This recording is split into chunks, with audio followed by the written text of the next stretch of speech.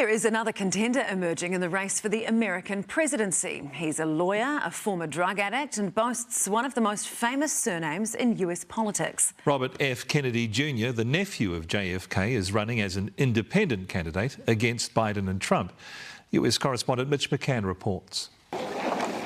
He is the product of a political dynasty, a man raised around flashing lights, the son of Senator Robert F. Kennedy, the nephew of John, who was president.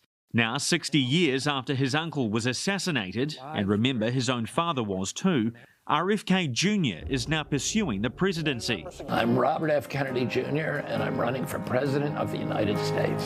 Newshub met Kennedy campaigning at a food bank in Queens, New York.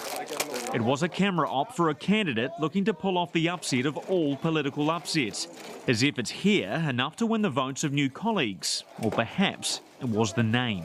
The Kennedys has a good track record. They were all good. All the Kennedys was good. We know what the Kennedys do for our people, so yes.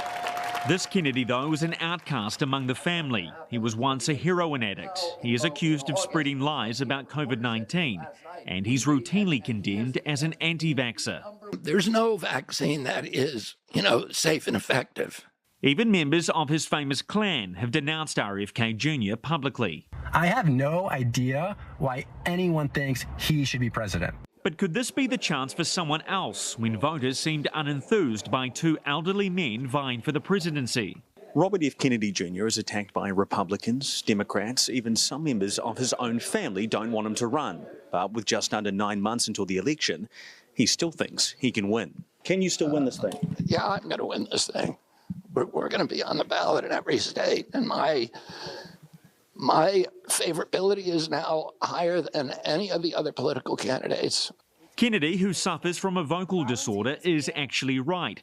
A poll of who is making the most favourable impression on voters found RFK Jr. ranking higher than both Biden and Trump. Favourability is one thing, but in polls of who Americans would actually vote for, Kennedy's percentage is only around the mid-teens. It's not enough to win, but he could pull critical votes from Biden or Trump in a close contest. He still needs enough signatures to get on each state's ballot, but he says if he can do that, a Kennedy could be back in the White House. In New York, Mitch McCann, Newshub.